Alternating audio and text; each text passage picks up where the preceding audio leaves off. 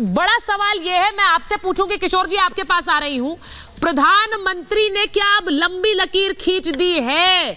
ये इसलिए बोल रही हूं, आपसे थोड़े दिन पहले बात हुई थी, प्राण प्रतिष्ठा से पहले इस गठबंधन के प्राण ना निकल जाएं। किशोर तिवारी जी, याद है आपको? क्या हो रहा है अभी? पश्चिम बंगाल में क्या हो रहा है, वहां पंजाब में क्या हो रहा है, यूपी में गठबंधन दिख नहीं रहा है, आप लोग सीटें मांग रहे हैं, महाराष्ट्र में मिल नहीं रही है कांग्रेस के साथ, क्या हो रहा है? सुचित्रा जी, तुम्हारा वो डायलॉग बहुत ही चला ना कि प्राण प्रतिष्ठा के पहले प्राण न निकल जाए। तो मैं एक बात बोलता हूँ, जितने भी राम भक्त आ रहे हैं तो वो राम भक्त बीजेपी भक्त हो जाएंगे ऐसा नहीं है, एक बात तुमने याद रखना। लेकिन मैं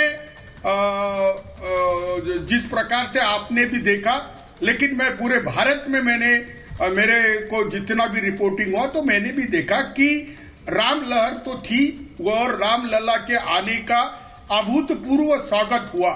आपने अवध में देखा तो शायद मुझे लगता है राम जब लौटे थे तब आप छोटी थी या थी नहीं, लेकिन अब आपको वो देखने मिला तो ये सुअवसर था। मैं जैसे कैबिनेट ने अभी अभिनंदन किया तो प्राइम मिनिस्टर जी का अभिनंदन करता हूं, उसके साथ मैं ये जोड़ता हूं कि आपको डिलीवर करना पड़ेगा। आपने जो प्रॉमिसेस दिए थे, जैसे किसानों की आमदनी दुगनी होगी, भारत में बेरोजगारी इतनी दूर होगी, नहीं, मेरा सवाल सुनिए, मेरे खाते में आएंगे। आपने भी तो प्रॉमिस किया था कि एक गठबंधन बनकर तैयार हो जाएगा 24 में नरेंद्र मोदी के सामने। वो गठबंधन का क्या हुआ? उन बैठकों का क्या हुआ जो एक के बाद हो रही थी? यहाँ पर सब अपने अपने रास्ते चल दिए। लोगों को लग रहा है वही हुआ जो हमने सोचा था, ये गठबंधन कभी बनना नहीं था। पिछली बार आप लोगों ने कहा था हम लोग एकजुट नहीं थे इसलिए ये हो गया, इस बार तो एकजुट होने की कोशिश की। नहीं, देखो अभी भी चल रही है, सब इंटैक्ट है और बहुत एडवांस स्टेज में है और हर कार्यकर्ता के सामने नेता जो बोलते हैं उससे विपरीत है कि महाराष्ट्र में पूरा अलायंस हो चुका है, बंगाल में हो चुका है, बंगाल में कहाँ हो गया है? बंगाल में कहाँ हो गया है सर? प्रदेश की तो वो भी जल्दी हो जाएगा। अरे किशोर जी, कौन सी दुनिया में बंगाल में ममता दीदी ने कह दिया हमें बताया नहीं है, नया यात्रा निकल रही है बंगाल में आएगी, हमें कुछ पता नहीं था, हम अकेले लड़ रहे हैं चुनाव। वहां भगवंत मान ने कह दिया हम 13 सीटों पर ले रहे। कैसी बातें आप कर रहे हैं? अब ये देख लीजिए कि यहाँ पर ममता बनर्जी के बयान पर शुभेंदु अधिकारी का बयान आ गया है। वो कह रहे हैं 4 राज्यों के रिजल्ट में इंडी गठबंधन बिखर चुका है और उन्होंने कहा कि नफरत और जाति के बंटवारा बना गठबंधन की इस टूट की वजह। और उन्होंने कहा कि जो जिस तरह से गठबंधन बिखरा है, 4 राज्यों में जीत हुई और वही गठबंधन के टूटने की वजह बनी है। अब ममता बनर्जी आप कह रहे बंगाल में फॉर्मूला हो गया, कहीं फॉर्मूला नहीं हो रहा है। और मैं आपको एक बात बता दूं, मनोज लाल दास मन्नू हमारे साथ जुड़ रहे हैं, जेडीयू के नेता हैं। मनोज जी, वहां पर तो गठबंधन नहीं हुआ है, लेकिन जहां गठबंधन है, जहां सरकार चल रही है, वहां तो नहीं टूट रही है। बिहार की बात कर रही हूं। देखिए सुचित्रा जी, बिहार में कहीं कोई टूट फूट की बात नहीं है। अच्छा, लेकिन जिस महागठबंधन को अस्तित्व में लाने के लिए नीतीश कुमार जी ने एकजुट किया, लोगों को एक मंच पर बैठाने का काम किया और बीजेपी के खिलाफ एक शक्ति का उन्होंने स्थापित किया। अब बड़े भाई के रूप में कांग्रेस का दायित्व बनता था कि सारे लोगों को एक करके उसको लेके जाने के लिए। सुचरिता जी, आप पिछले लोकसभा चुनाव का आप अगर कंप्लेन करेंगे, उसको देखेंगे बढ़िया से, तो जो भी सत्ता में आई हो, चाहे वो मनमोहन सिंह के समय की हो, वाजपेयी जी के समय के हो या मोदी जी के समय की हो, विपक्ष का वोट बटा है एक दूसरे में, तभी आए हैं। नीतीश कुमार जी ने तो पूरी ईमानदारी से वैसे सारे दलों को जो एक दूसरे के खिलाफ आपस में लड़ाई लड़ रहे थे, उनको एक मंच पर लाके खड़ा करने का काम किया।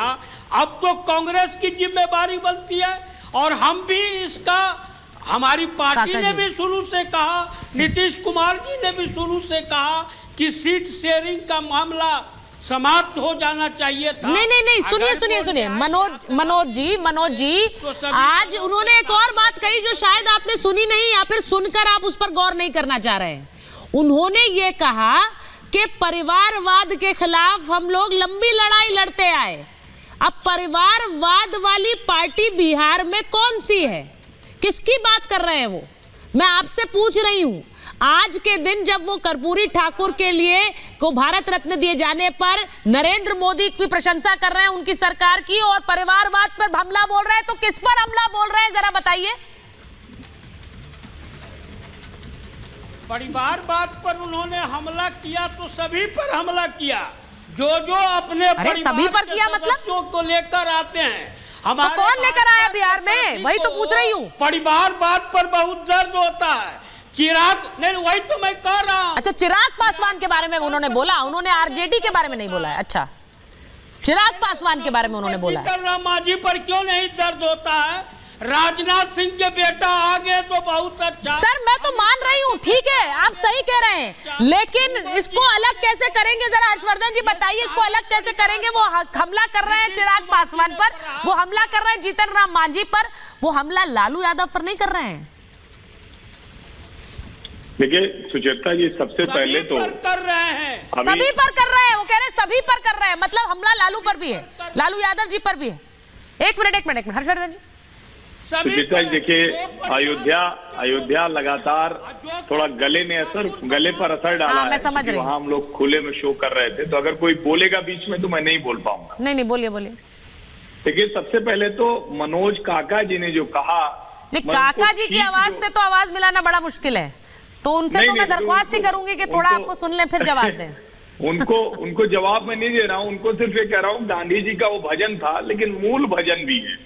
मूल भजन है रघुपति राघव राजा राम, पतित पावन सीताराम, सुंदर विग्रह मेघा श्याम, गंगा तुलसी शालिग्राम, भद्र गिरीश्वर सीताराम, भगत जन प्रिय सीताराम, जानकी रमणा सीताराम, जय जय राघव सीताराम।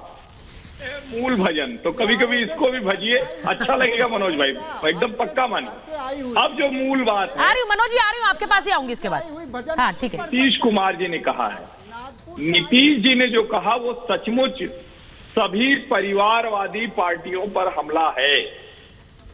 सब अपने को कर्पूरी ठाकुर जी का चेला तो बताते हैं, लेकिन कर्पूरी ठाकुर जो अपने घर परिवार के लिए जिन्होंने कुछ नहीं किया, जिनको चंदा भी मिलता था तो उसको सीएम राहत कोष में डाल देते थे, जिनके लिए अगर घर बनवाने के लिए पैसा आता था तो वो विद्यालय के लिए दे देते थे, उन कर्पूरी ठाकुर के चेलों ने अपने घर परिवार पर क्या नहीं किया, भ्रष्टाचार की इंतहा कर दी। और आज नीतीश कुमार का ये बयान बड़ा महत्वपूर्ण है। मैं इसको राजनीतिक तरीके से नहीं देखता हूँ, शॉर्ट टर्म पॉलिटिक्स में कि कर्पूरी ठाकुर को भारत रत्न मिला तो क्या वो भाजपा के साथ आ जाएंगे। लेकिन नीतीश जी की बड़ी विचित्र स्थिति है इस वक्त तो कैच 22 सिचुएशन में फंसे हुए हैं। आलू उबला जाए न निगला जाए, न उगल पा रहे हैं उबला हुआ आलू, न निगल पा रहे हैं। वो गठजोड़ में अटके हुए हैं, उनका बनाया हुआ गठजोड़ ध्वस्त हो गया।